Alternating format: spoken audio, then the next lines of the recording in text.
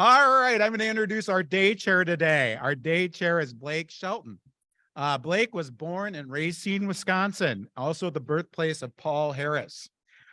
He grew up in several different states as his father took every transfer he was offered at JCPenney. There you go, as a store manager. He arrived in Minnesota as a high school junior. Then he graduated from Gustavus Adolphus College. I will note, by the way, that the St. Olaf people paid off their bet to Gustavus last night, and so at least we took care of that. Only Russ showed up, though. He was married to fellow Gustie Nancy for 45 years, and Nancy passed away in 2015. Blake and Nancy raised two adult children, Christine and Scott. Blake has two grandchildren who also live in Grand Prairie, Texas. He worked in the financial services business for the majority of his career. His last 23 working years were spent with Norwest and later Wells Fargo Bank, where he managed half of the downtown private banking business. He later moved to the credit management group and managed a group of bankers working with commercial borrowers experiencing financial difficulties. After retiring in 2006, Blake worked with law firms. I mean, who could find a better job than that? In Minnesota and Iowa as a litigation consultant and expert witness. He lives in Plymouth in the home he and Nancy built 47 years ago. He has participated in a Monday morning senior golf league. Blake spends most of his summer at his home on 10 Mile Lake near Hackensack, Minnesota, and has served on the board of directors of the 10 Mile Lake Association. Blake joined the greatest Rotary Club in the world in 1991, and he has been involved with a number of committees, including classification, club service, and international service. Blake, thank you for being our day chair today.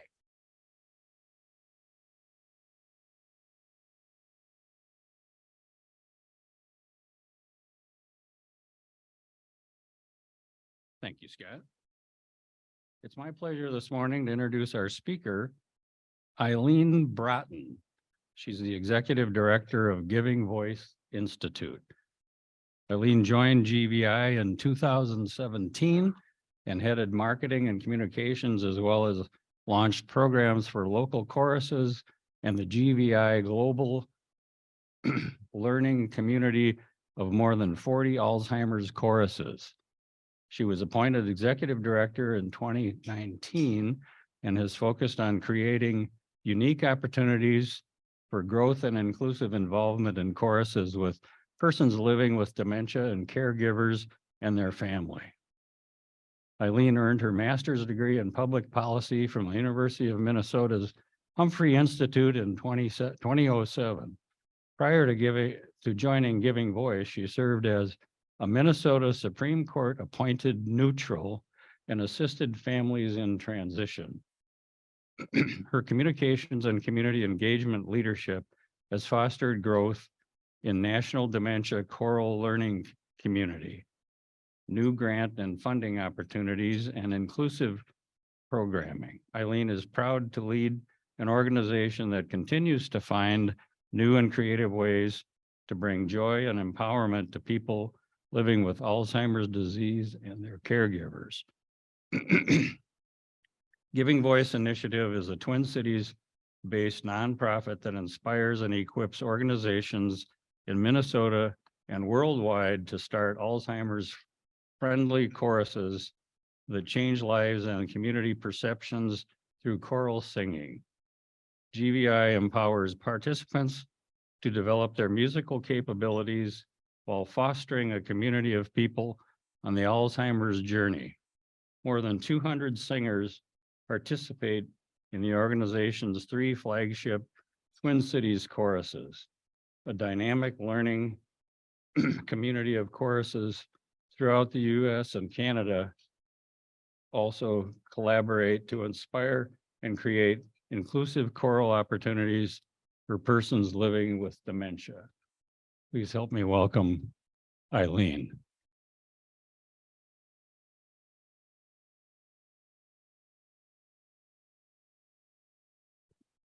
Wow, it's always humbling to hear, I don't know how I guess you look on paper. So I don't know if that's how I think of myself when I wake up in the morning. Well, let's see. So start my presentation. Okay. Well, first of all, I want to say thank you to the group for having me.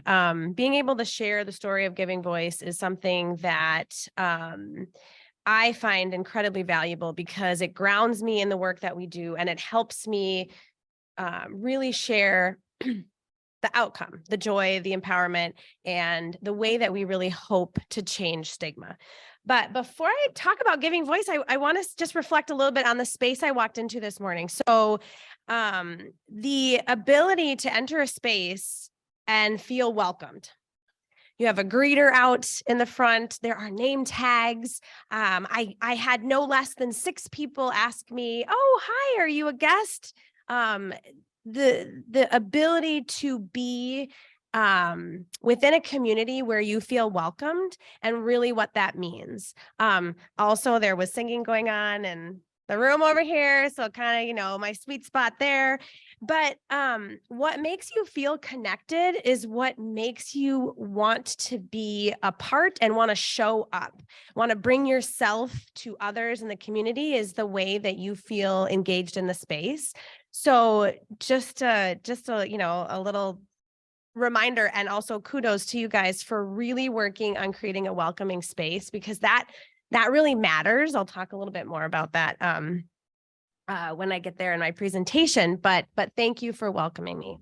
So who are we? Who's Giving Voice? Okay, gotta make sure I can. Should I point it at the screen? Oh, there we go. Okay, so we want to point it over here. Okay, so who are we? Giving Voice is an organization that works to create that feeling, that sense of community for people living with Alzheimer's and other dementias and their care partners. The vehicle we use is choral singing. We want to improve lives. We want to change stigma, and we want to make sure that the participants in our program, our singers, our core people, shape the work that we do every day. So this is our mission: to inspire and equip organizations to help people with Alzheimer's and their care partners live better lives through singing together. But I'll kind of show you there's a lot more to that. There we go. I wanted to start with, just a quick overview of dementia. I think that, we probably could get a raise of hands of who is impacted by dementia in their lives, have a loved one or a friend or a neighbor or a colleague that is living with dementia or has, or is a care partner. But I wanted to just quick show a little slide that I think really helps with this overview of what dementia is. Dementia is an umbrella term that is used to describe a range of symptoms that are associated with cognitive impairment. So you can kind of see here, Alzheimer's, probably the most common form of dementia that we talk about.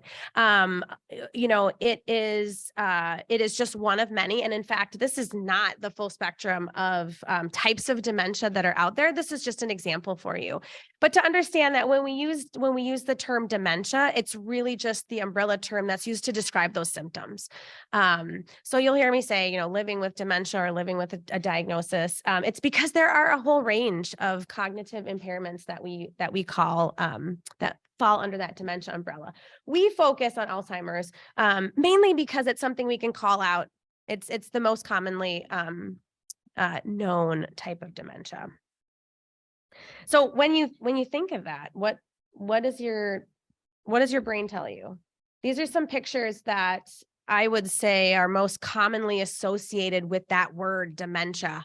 You see sadness, you see loss, when people talk about, oh, well, my loved one was diagnosed with Alzheimer's, there's this immediate sense of decline and loss.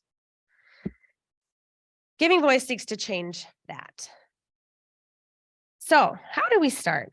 Well, we have 2 fantastic co-founders, Mary Leonard and Marcia Strushko, that are prominent in this Minneapolis community, both in the Alzheimer's space and the music and production space.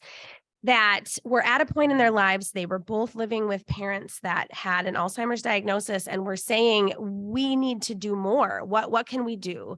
And Mary was reading the paper and saw an article that said Alzheimer's people's brains are being boosted by belting out the sound of music. And it legitimately had this picture. So she said, wait a minute, I have to learn more about this. What does that mean? And so reading the article and some of the emerging research, it was this very simple idea with profound impact. When you sing, especially in community, your brain is ignited in areas that dementia seems to affect last. So simply, when other parts of your brain have been impacted by Alzheimer's or another dementia diagnosis, you're still hanging on to that music memory. And when you can harness that music memory, your brain is activated and it brings you a sense of joy. It's connected to your emotional part of your brain.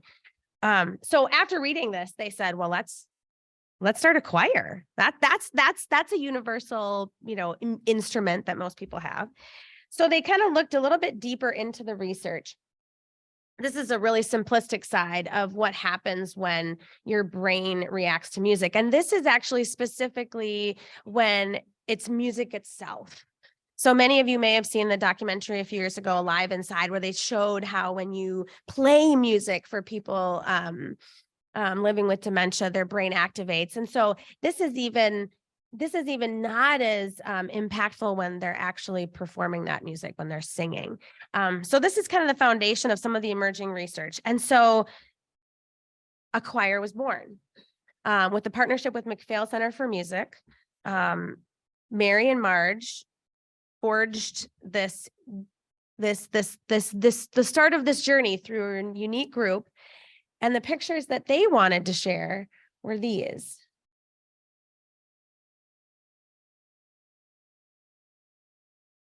To change the way that people see what living with dementia looks like. So what started as one group, a pilot group, 35 people who signed up and said, yeah, I'm willing to come once a week and sing. We'll see what happens. Has really spread into what we call a worldwide movement. So the concept that a choir like this belongs in every community because dementia exists in every community. So I'll play a quick video because sometimes that's a better way of describing a little bit more of the context. So this is just a quick video for you, and then we'll dive into a little bit more of the organization and what makes it unique.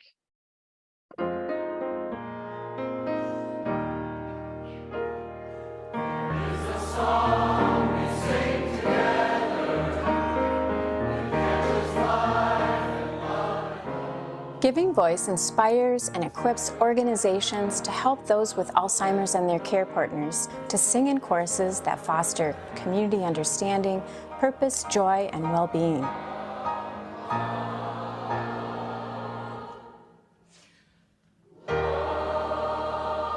Giving Voice is more than just singing.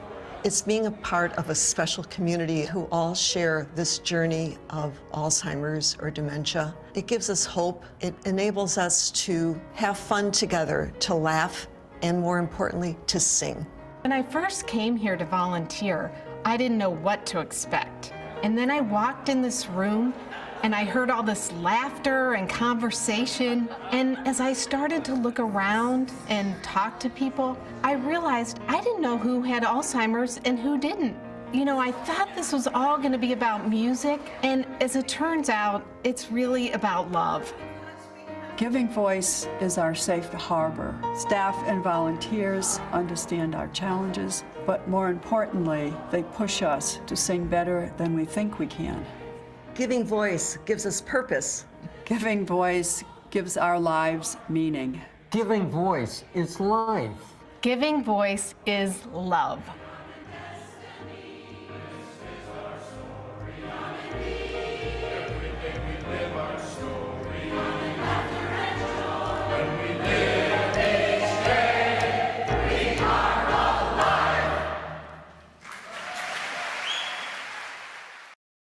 All right.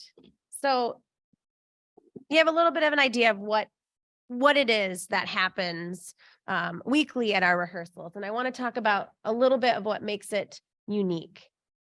So I've mentioned that we're a stigma busting organization. We want to reframe this narrative of decline and despair and focus on the narrative focuses on the deficit to an asset-based approach. One of the people in the video has been with us since day one, and he recently shared with me, and he's losing a lot of his ability to communicate well, but he sat down and said, you know, I was a professor at Northwestern. I used to teach, you know, accounting and math classes, and I've lost that ability to do that. I no longer, and he made a joke of it. He's like, I no longer can manage my finances, but who cares? And he said, I just wish that people would focus on what I can do. And don't we all want that? I mean, I kind of said, hey, I could never teach an accounting class or manage my finances. So, hey, we're in the same boat. But the idea that we need to reframe that narrative to an asset-based approach. Because if we can do that for people living with Alzheimer's and dementia, imagine what we can model for just people. So the premise of Giving Voice, it's fun. We meet weekly, we sing, we rehearse, we work hard. We have specifically trained choral directors that are not only absolutely fantastic in the world of leading a choir, but they also have specific training that helps them understand what works well for people with dementia. And sometimes it's just something simple about the arrangement or the way the music is presented or the way in which they hold a rehearsal, but that makes this experience the most positive and beneficial for this group.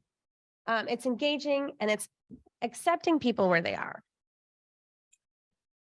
So what makes it unique? Because I'm sure there are lots of other choirs that are out there.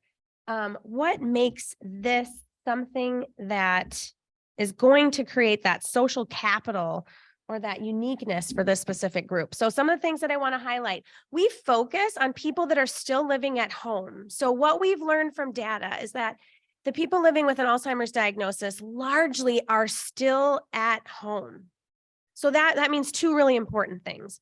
The services that happen in, you know, in more communal living, they're not getting. They don't have an opportunity to pop down to the, you know, library and have, you know, some engagement every day. They're still in their own homes. The other thing is that they're being cared for primarily by a primary care partner, oftentimes a spouse. In my example, I'm the primary caretaker for my dad or a child, but there is someone that is giving them the support they need, and that person needs attention too. So that's really important things about why we really focus most on the people that are living at home.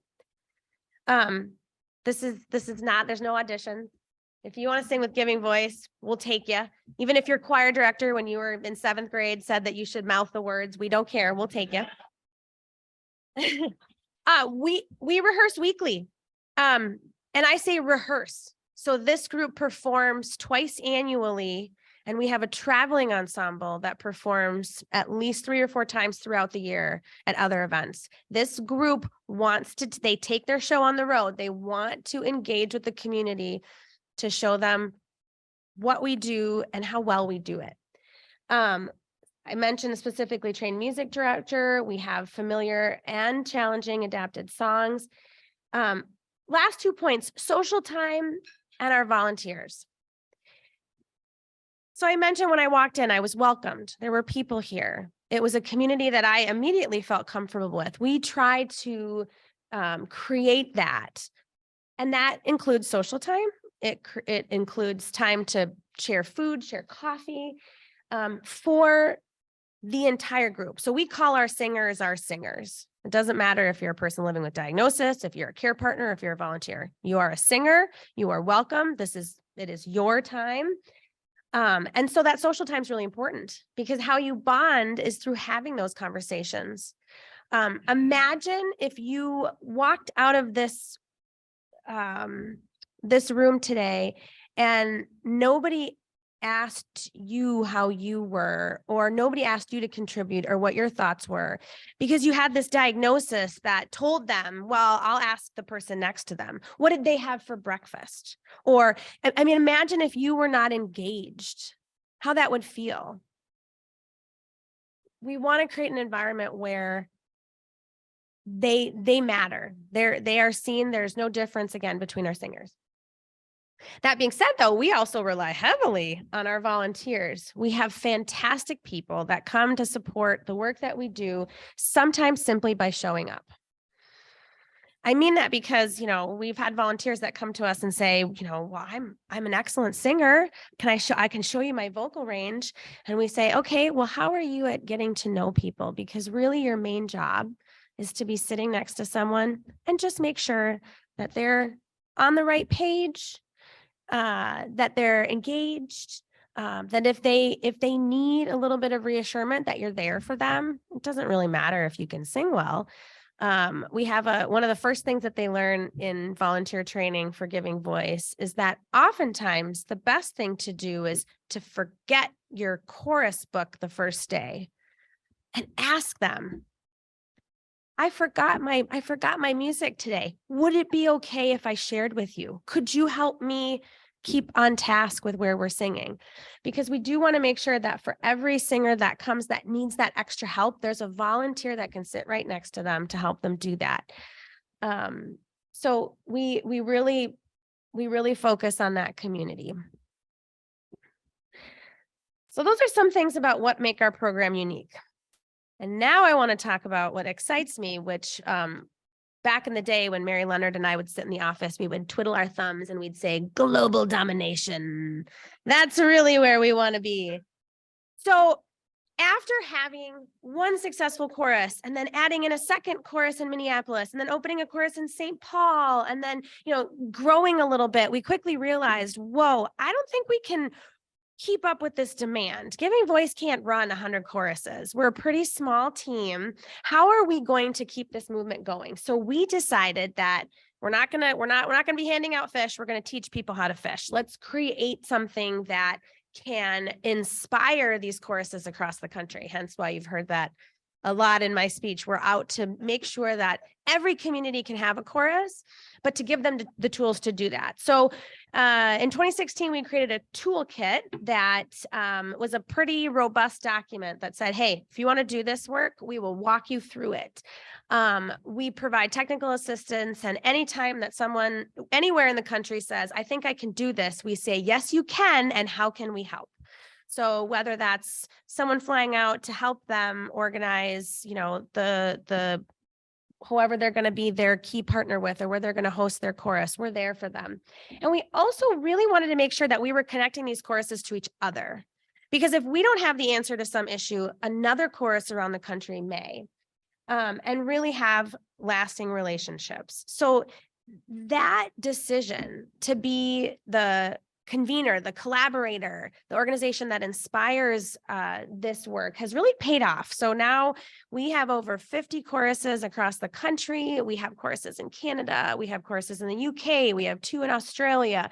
Just this week, I got the go-ahead that, a new chorus is opening in Fargo, and they have their grand opening at the end of this month. So, the work is really, it's really about, again, you can do it because we are here to support you. What that learning community kind of looks like today is this Giving Voice Network, where this is a little small, I apologize, but we're really looking at 3 main areas. It's this training and tech support, which is, I would say, the action items. Come to our monthly webinars, listen to our speakers. We have an annual conference here in the Twin Cities where these choral leaders come together. And be engaged. Then we have tools and resources. So more of the static things. What are, you need a template for a grant application. We've got you. You need some new repertoire suggestions. Absolutely. You need some of those tangible things. We've got that. And then really this connection. For many people, you know, we're very fortunate here in the Twin Cities to have a presence and have a community, and we have multiple choruses. But if, you know, if you're in, you know, Manassas, Virginia, you might be the only chorus within 1,000 miles. So how do we help them feel connected to the work that they're doing when they might not have a neighbor down the road that's doing something similar? You know, concert sharing, social Zooms, have a directory, and then to keep that connection. So this is a little picture of what this Giving Voice Networks looks like now and the impact. So 50 choruses across the globe.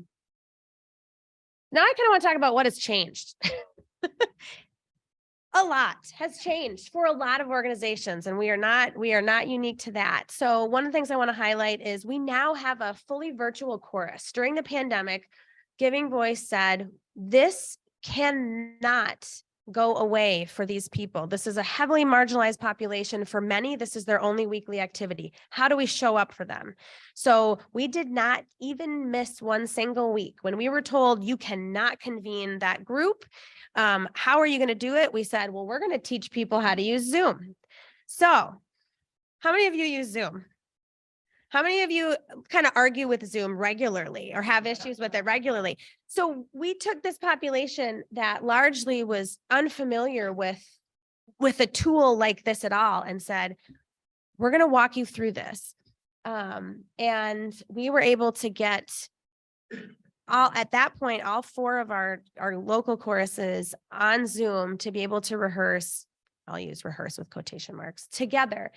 But the real excitement there is not that we were able to pivot that way to get them there. It's that this community mattered so much to them that these lovely singers said, yeah, I'll learn a really foreign tool that I really am not that interested in.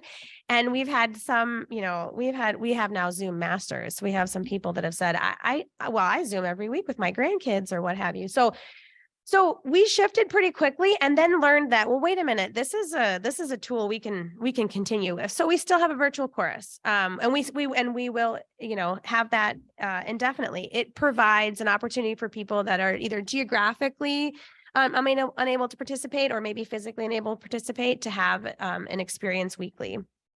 We also know that we have a lot of work to do to access populations that have barriers to entering our courses that we still have, what we have in the Twin Cities. So focusing on diversity, equity, and inclusion is really important to us as an organization, as we know that dementia doesn't discriminate. In fact,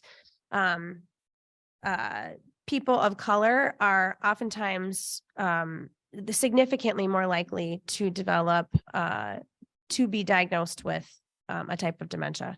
So that work is really important to us. We have multiple partnerships across the Twin Cities where we are putting resource and energy and time into making sure that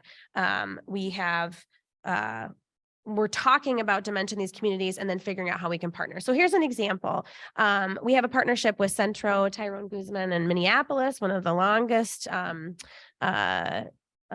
Latin organizations in the Twin Cities, and they have a chorus that's modeled after the Giving Voice model. It looks a lot different. They don't use a piano. They have a guitar. Their repertoire spans, I think, 9 countries based on the population. But we are actively invested in creating choral communities in all of the diverse areas in the Twin Cities as models and learning labs, so we can take this on the road and help other areas of the country and of the world have this type of work. But also we're fully focused on making sure that we're breaking down barriers so that we see more diversity within our Twin Cities-based choruses. All right, so what is the product of Giving Voice? So I kind of ask, why do we sing?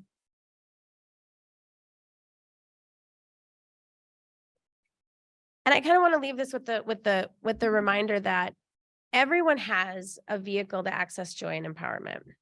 For us, our main use, our tool is a choir, public performances, weekly rehearsals, opportunities to use your voice to sing, to feel the joy of connecting with song.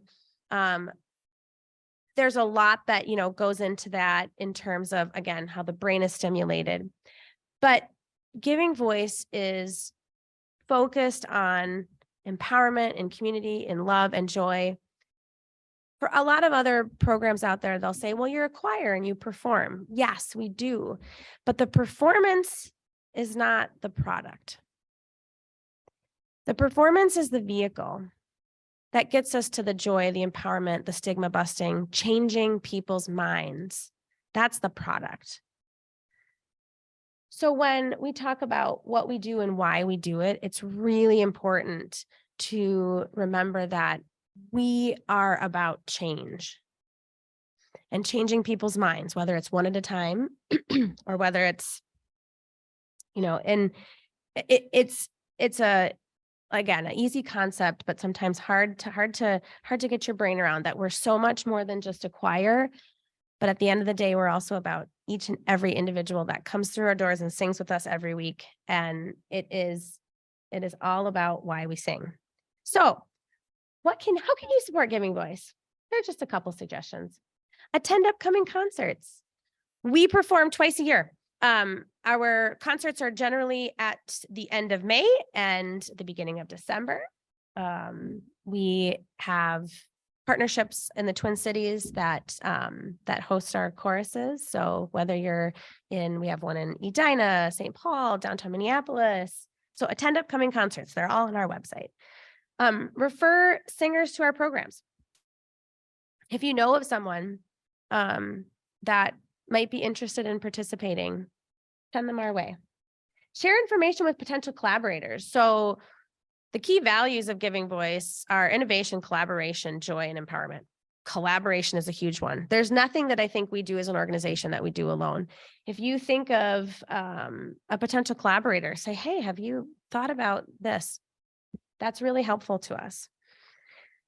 Create conversations about living well with dementia. It's a huge way to support the work that we do. And then last but not least, sing. So with that, I'd love to open it up to any questions. I'm not sure where I am on time, but I'd love to hear from you. We got time? Okay.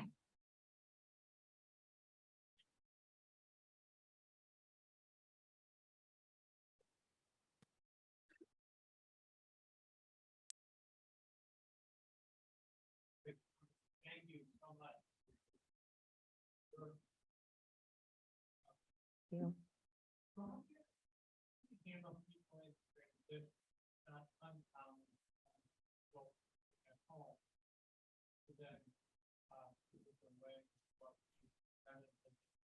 Sure. Potentially even memory care. Yep. So talk about that a little. Yeah, absolutely. So the recruitment that we do, like I mentioned, focuses really on people that are still living at home. That being said, we still obviously welcome anyone at any stage of their dementia journey. What we've learned is that the power of having someone that has maybe joined us in an earlier stage of their diagnosis, it has created a routine. It's creating a pattern in their brain where we have people that sing with us until a week or two before they pass. And it might be the only thing that they're still able to do, but that process has been wired in their brain. And they come to rehearsal and it's familiar. So we really focus on, again, that community building so that we can keep people in the program as long as possible. Because what we do know is that, that part of the brain where music memory is stored is connected to, is very close to your emotional memory. And that's really where we want to be. We want to make sure that when they're singing songs that are familiar and they feel that it's creating that joy, because we did a study with Health Partners a few years ago where we actually did some research around what that brain change is. And what we found is that emotional benefit stays with our singers, sometimes a few hours, sometimes the entire rest of the day. So that elevated mood is so important. So we work really hard to make sure that our work with the person with the diagnosis and the care partner, that their relationship with our volunteers and with our program is strong enough that we're continually communicating that if their needs change, we adapt with them. We meet them where they are when they come in. Very rarely do we have to say, hey, let's sit down and talk about if your loved one is still really benefiting from this. Because that is especially at the age of our organization. We're going to celebrate our 10-year anniversary as a concept next year. And we have a lot of people that have progressed out of the program and how we handle that with grace.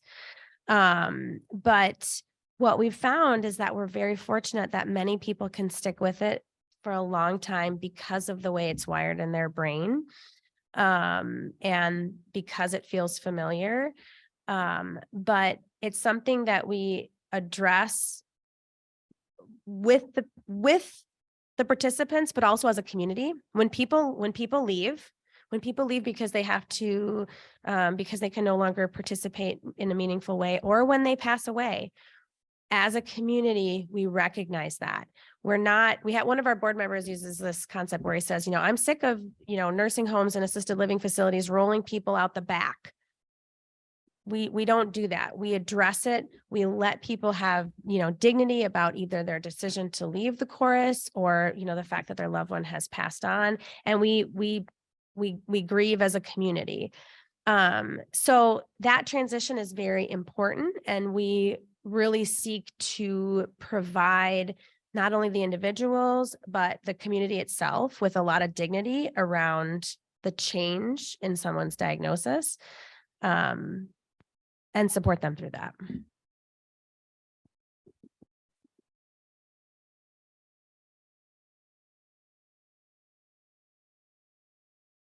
So thank you, Eileen. This is wonderful. If you want another excellent example of music therapy in action, there was a special, maybe many of you watched, with Tony Bennett, who is I think, Alzheimer's patient. And at the beginning of the pandemic, his son, who's his manager, said, we didn't want the pandemic to take dad out of business. So he went to Lady Gaga, who had started partnering with Tony maybe 10 years ago. And they came up with a concept to do 2 more concerts.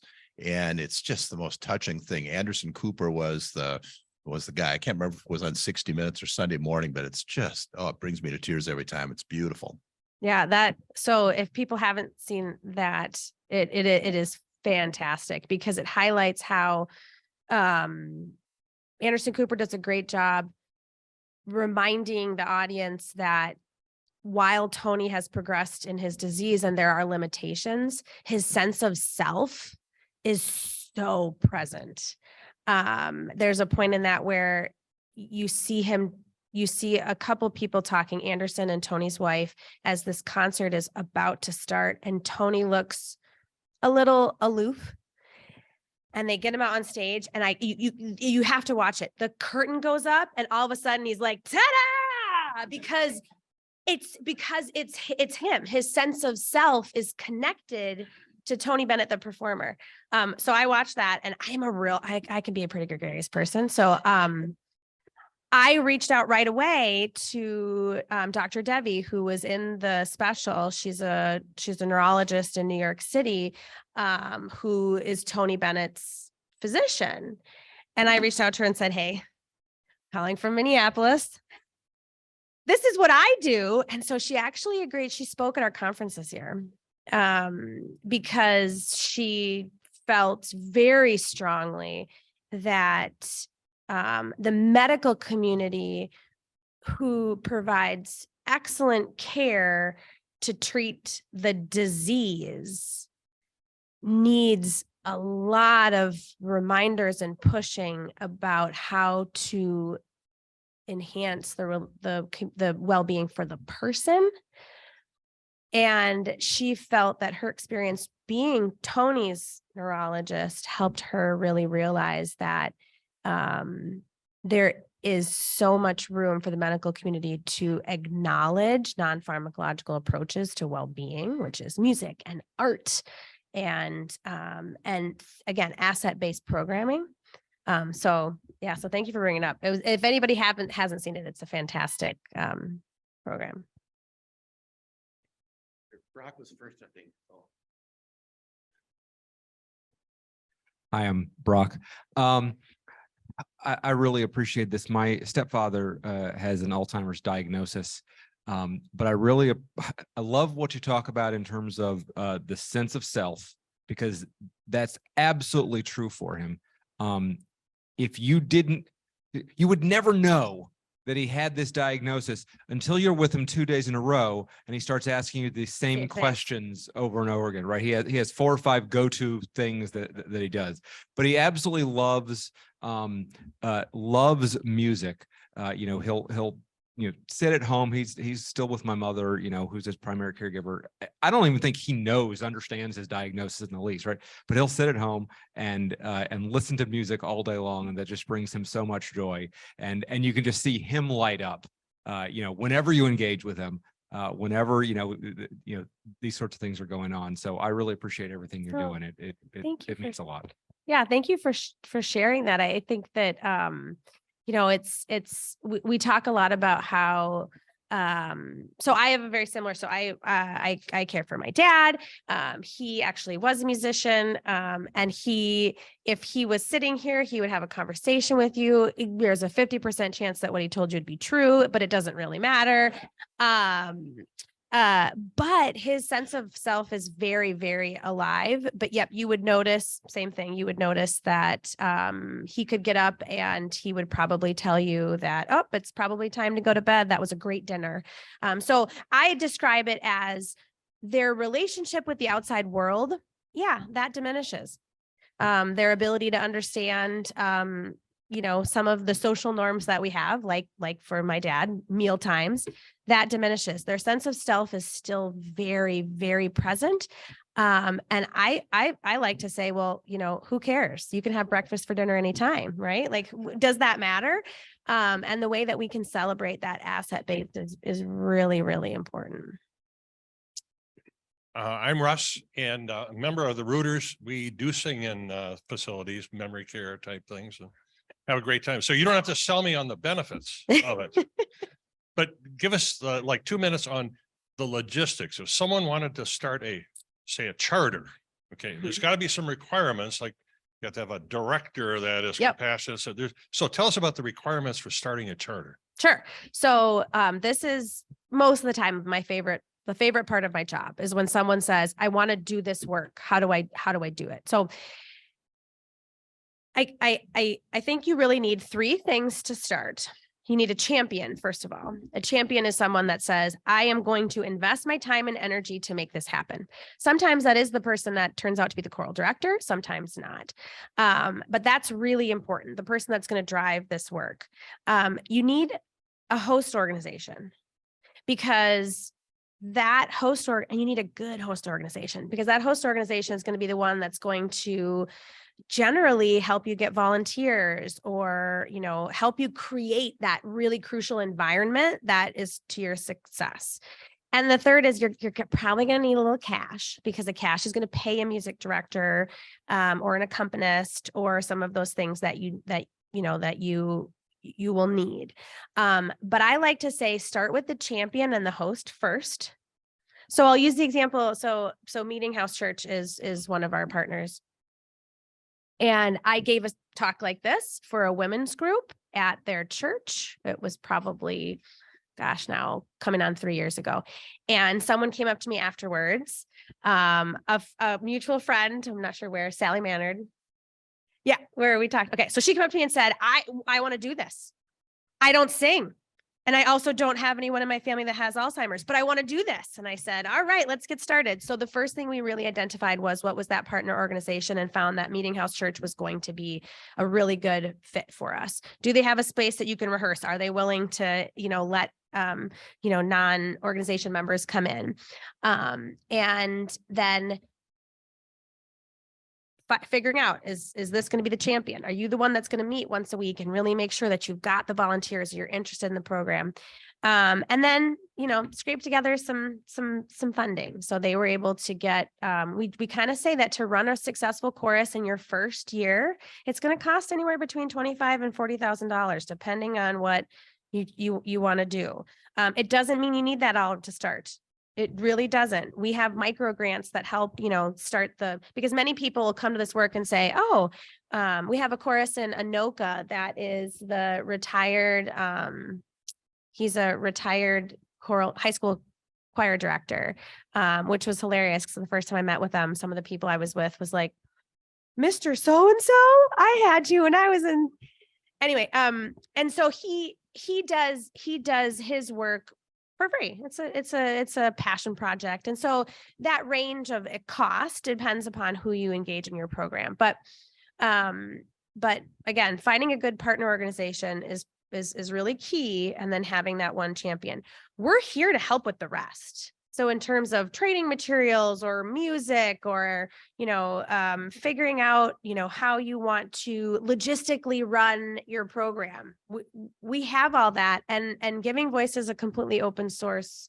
We feel that this is something that should be in every community. So there's no fees or there's no, so we're here to help with that.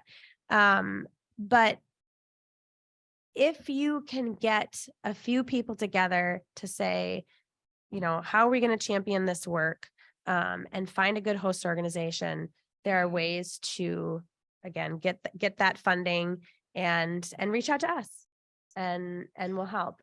Our learning community is a fantastic way to stay connected because, if you think I'm passionate about this, you should see some of the people around the country that are doing this every week. Their passion and commitment is inspiring and is only growing because it's not something that diminishes. Sure, you get tired from the work, but every week they're boosted right back up because they get to see their work make a difference.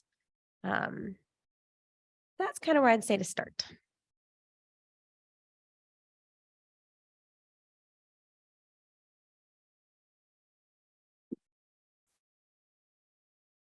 Stay here. Oh, stay here. Okay. Yeah. I want to just kind of piggyback on this a little bit because my younger cousin was in the Giving Voice chorus, and I've been to 3 of their semi-annual concerts. Plus, when he passed away 4 years ago, the chorus performed at his memorial. So he and his daughter were in the chorus, and they very much look forward to it. And it was I encourage you all to go if you can, because it's a very humbling experience and joyful, very, very much so. So anyway, as for your speech today, we'll ask you to sign this book, which we will give to Way to Grow, which is a nonprofit organization that helps students at risk in Minneapolis, and it's signed by leaders in the community like you. And then there's a pen here that you can use to sign the book, and it has your name on it as well as our Rotary Club. So thank you very much, Eileen, for your.